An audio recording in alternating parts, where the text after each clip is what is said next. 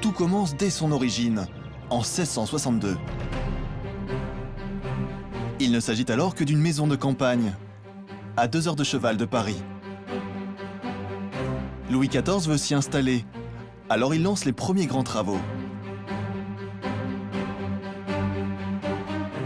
En 1670, inspiré par les villas italiennes, il fait envelopper la façade côté jardin de pierre blanche. Les 2 ailes du château sont alors séparées par une terrasse.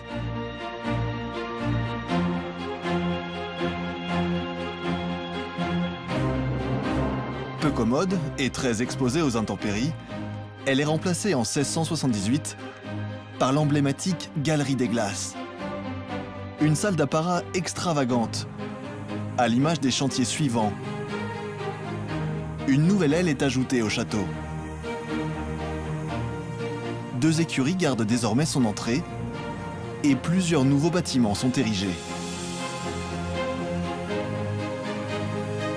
En 1682, Versailles devient la capitale du royaume. Louis XIV y installe sa cour. 10 000 personnes s'activent en permanence autour de lui. Symboliquement, il décide à la fin de son règne de déplacer sa chambre au centre du château. À cette époque, Louis XIV est de plus en plus croyant et il fait ériger dans l'une des ailes une superbe chapelle.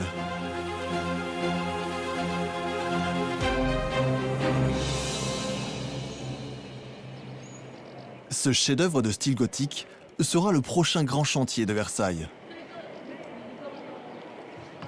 Cet édifice, en fait, tranche sur le reste, une monumentale horizontale, et ici on a un jaillissement vertical. Et donc symboliquement, la chapelle est le seul élément qui émerge en fait de la silhouette du château, et ce qui va manifester le fait que la demeure de Dieu est au-dessus de la maison des hommes. Donc il y a là une volonté manifeste d'assurer son salut et de se rapprocher de Dieu. C'est le dernier chantier de Louis XIV, le monarque se tourne vers la vie éternelle.